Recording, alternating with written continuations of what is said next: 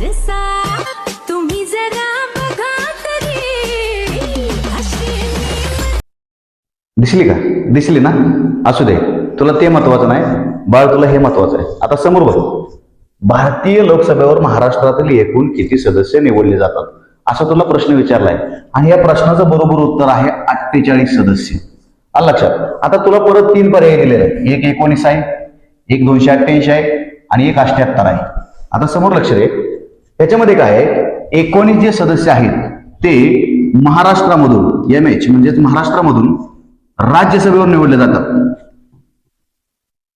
248 तर तुला उत्तर माहितीच आहे. आता 288 हा पर्याय आहे तुला. तर 248 म्हणजे MH म्हणजे महाराष्ट्राच्या विधानसभेवर,